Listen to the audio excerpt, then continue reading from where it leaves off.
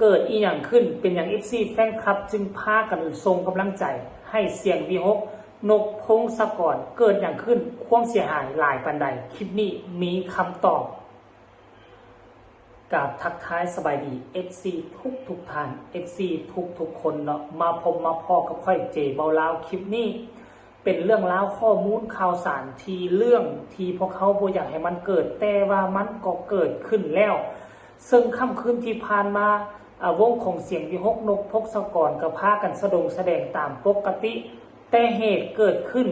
ช่วงเวลาที่น้องอาอายกำลังขึ้นแสดงได้1เพลงเท่านั้นต้องได้สั่งยุดกลางคันถึงว่าได้สั่งยุดอยู่แต่ว่าทีมงานผู้อยู่เบื้องหลังกับบ่สามารถกอบกู้เอาอุปกรณ์ต่างๆที่อยู่ทางด้านหลังเวทีเอาไว้ได้ทันมันจึงก่อให้เกิดภาพความเสียหายและวิดีโอนี้จากนกพงศกรเป็นคนถ่ายมาให้เบิ่งกับมือเองเพิ่นบอกว่าคนนกและอุปกรณ์หลายสิ่งหลายอย่างคือได้รับความเสียหายจากพายุถล่มในค่ำคืนที่ผ่านมานี่ถึงแม้นว่าหยุดไปประมาณชั่วโมงนึงแหละจะกลับคืนเข้ามาสู่การแสดงได้แต่ว่าความเสียหายนั้นมันก็ได้เกิดขึ้นแล้วจนความเดือดร้อนนี่ได้ถาโถมไปใส่ทีมงานผู้อยู่เบื้องหลังท่านผู้ชมนั่นได้พากันมานั่งเอาไดเป่าผมมาเป่าขนนกมาเป่าโถขนนกมันบ่แม่นมีน้อยๆท่านผู้ชมนี่เบิ่งเอาเนี่ยมันบ่ได้มีน้อยๆชุดมันเป็นหลายชุดและหลายสีสันถ้ากรณีว่าบ่ฮีบเป่าเก็บใส่เป่าเก็บใส่แก๊สแพ็คไว้เดี๋ยวมื้ออื่นมานี่เกิดเสื้อราตกหมอกตกโมกสีตายความสวยงามจะหายไปอย่างแน่นอนท่านผู้ชมแล้วบัดนี้วิธีการแก้ไขคือแนวใด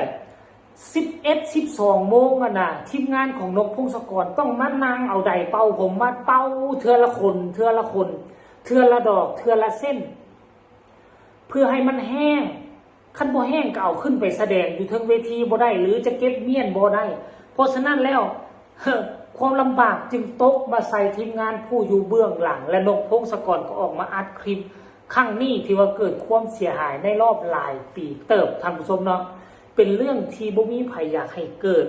แต่มันก็เกิดได้แต่ว่านกพงศกรมาเป็นอย่างกรมอุตุบ้านเฮาคือบ่แจ้งบ่เตือนว่ามันจะมีฝนฟ้าคะนองมามันเกิดอีหยังขึ้นกับกรมอุตุบ้านเฮาว่าซะเด้เพิ่นว่าคันแจ้งคันเตือนกันแน่จักหน่อยนึงก็จะได้ระมัดระวังอันนี้มันหมายถึงจังได๋หมายถึงความบกพร่องความเขาว่าบ่มีมาตรฐานบ่ว่าจะทางฝั่งไทยและก็ฝั่งลาวแหละคือฝั่งลาวเช่นเดียวกันกรมอุตุแจ้งมาแม่ฝนสิตกฟ้าจะคะนองเด้อในจังหวัดนั้นจังหวัดนี้จ้อยวับถ้าประกาศมื้อนี้อีก3มื้อจึงฮอดก็บ่เข้าใจคือกันเขาคาดคะเนได้จังได๋หรือว่าพากันเดาไปต่างๆนานาเอาซื่อๆบ่ท่านผู้ชมเนาะเอาคลิปสดๆฮ้อนๆจากปากของนกพงศกรเป็นคนทายว่าเกิดความเสียหายขึ้นใดแล้วจึงมาพ้อกันในช่วงต่อไปก็แล้วกันไปชมกันเลยกลับมาก็ไม่100%เท่าไหร่นะครับขณะที่เก็บท่านตลอดแต่ว่า30เป็นที่นอนอันนี้ทุกคนกำลังแบบเป่าฝนนะครับตลอดที่เก็บเลยครับถ้าเกิดมันมาอีกเสียหายนะครับคนเราเสียหายด้วยมาขอบคุณเอาใครอยู่หลายคนอยู่ครับผมครับผมเอาข่าวโอ้ยเนาะนี่แล้วผู้เวทีเลยเอาว่าท่านใจยากจังเนาะนี่เยี่ยมดนตรีต้องใช้เวลาในการเป่าครับต้องใช้เวลาในการเอาไดเป่าเอาเนี่ยเป่าให้มันแข็งก่อนมาเลยจังจะสามารถเสียบปลั๊กเช็คของได้นะครับตอนนี้ขึ้นต้องเป่าให้แข็งก่อนนะครับเนี่ยแบบนี้ต้องใช้เวลามากครับเพราะว่าไม่ได้ตั้งตัวไม่ได้กางเต้นไว้นะครับถ้ากางเต้นไว้นะครับเราสามารถเล่นตากฝนได้เลยนะครับ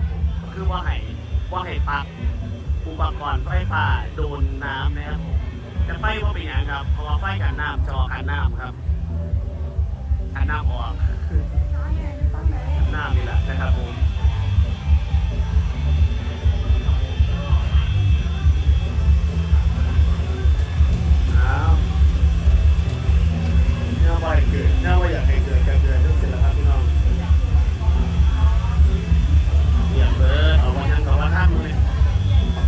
าพนะสภาพถ้าคุณกับมีเลนโค่นครับพระเจ้ามีเลนโค่นมีรถแห่แบบนี้มารับในชางาการเลนเพื่อนจะได้เลนเตรียมตึมๆอยู่ท่าคุณแล้วครับน่าจะประมาณชั่วโมงได้นะครับ ก็จะสามารถเล่นได้ตอนนี้เที่ยงคืนแล้วนะครับถึงประมาณตี 1 ตี 2นะครับผมตรงว่าท่านได้ออกอยู่งานอายออกในเพลงเดียวครับขอกำลังใจทีมงานนี่เด้อพี่รองนะครับผม ทุกคนเห็นแล้วหรือยังโชคดีที่มื้อคืนนี่เป็นงานที่เขาเอิ้นว่างานตลอดคืนเล่นหมดคืนสอดแจ้งถ้าก่อนเลยนี่ว่าเป็นงานที่เล่นฮอดประมาณ 11 โมงกลางคืนแล้วแยกง่ายกันปิดจบแสดงว่าเขาได้ลิ้นไปแต่น้อยเดียวได้บ่แน่ว่าผู้จัดเขาจะเอาค่าจ้างให้เขาเต็มบ่ถ้าว่ามันเป็นแนวนี้ได้ท่านผู้ชมถ้ากรณีว่าวงหมอลำยังบ่ทันเริ่มการแสดงปกติแล้วถ้าฝนตกแบบนี้ก็คืองานยกเลิกนี่ก็แม่นทั้งหมอลำบ่ได้เงินแน่เนาะแต่ถ้าก็ได้ก็น่าจะได้เงินมัดจำเท่านั้นท่านผู้ชมก็ถ้าว่าฝนฟ้าคะนองมาแล้วยังบ่ทันลิ้นได้แต่อันนี้นี่ลิ้นไปแล้วในฮอดเวลา 9 โมง 10 โมงแล้วฝนจึงเริ่มตกแล้ว 12 โมงต่อยังโชคดีที่ว่ามันเป็นงานลิ้นสอดแจ้งฉะนั้นค่าจ้างก็ยังน่าจะได้เต็มคือเก่าแต่ว่าท่านผู้ชมเรื่องความเสียหายเรื่องคนนกนี่บางส่วนก็ตามที่เบิ่งทีมงานคุณภาพของนกพงศกรก็มาเข้าช่วยกันอย่างไวว่าฝนตกเศร้าไปปุ๊บก็พากันมาเป่าขนนกเลยขั้นท่าบ่เป่านี่ความเสียหายมันหลายกว่านี้ 100% เลยท่านผู้ชมเนาะยังใครว่าช่วยกันเอาไว้ทันแต่ว่าถึงยังไดก็ตามเบิ่งตามคลิปนกพงศกรก็บอกว่าเฮาเก็บเฮาเมียนแล้วนี่เฮาต้องรีเกี่ยมไว้มันจะมาอีกรอบ2ยามใดบ่ฮู้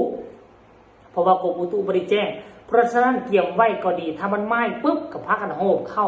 แต่ว่ายังโชคดีในนึงเครื่องไฟฟ้าคือคีย์บอร์ดเครื่องสอกเครื่องเสียงอยู่ทางด้านเทิงเวทีก็คือมันกันน้ำเมิดว่าซั่นเด้คันคือสมัยก่อนนะ20 กว่าปีก่อนถ้าฝนตกแล้วนี่ถ้าเอาภาพบัดได้ปกบ่ทันคือลำโพงซอดลำโพงเสียหายโอ้หลายแสนแน่นอนแต่ว่าโชคดีทุกมื้อนี้นะมันเทคโนโลยีมันก้าวไกลแล้วมันกันน้ำได้หมดทุกสิ่งทุกอย่างแต่สิ่งที่กันน้ำบ่ได้คือเสื้อผ้าหน้าผมของแดนเซอร์หางนกขนนกต่างๆนี่ที่หลังท่านผู้ชมมันกันบ่ได้เพราะฉะนั้นแล้วความลำบากจึงตกมาใส่ผู้อยู่เบื้องหลังแต่เอาละอย่างน้อยๆมันจึงเสียหายเพียงซ้ำนี้ถ้ากรณีว่าฝนตกฟ้าลมแห้งเวทีล่มทับผู้นั้นล่มทับผู้นี้มันแห้งจะหนักหน่วงกว่านั้นอันนี้ยังโชคดีละท่านผู้ชมเนาะเอาถึงจังใดก็ตาม FC แฟนคลับเห็นคลิปนี้ก็พากันเป็นห่วงเข้าไปคอมเมนต์ให้กำลังใจต่างๆนานาเจบอลาก็ขอให้กำลังใจข้ามฟังคงไปให้ทั้งนกพงศกรกับพ่อน้องอายเด้อคลิปนี้ก็ขอฝากฝังไว้ซ้ำนี้ฝากทุกคนกดไลค์กดแชร์กดติดตามให้แน่เพื่อจะบ่พลาดในคลิปต่อไปที่สังวรอย่ากดข้ามโฆษณาใครมีคำตำหนิติชมคำคิดคำเห็นแนวใดก็ส่งมาใต้คอมเมนต์ได้พบกันใหม่ในคลิปหน้าสำหรับคลิปนี้บ่เว้ายาวเนาะขอกล่าวคำว่าสบายดีบ๊ายบาย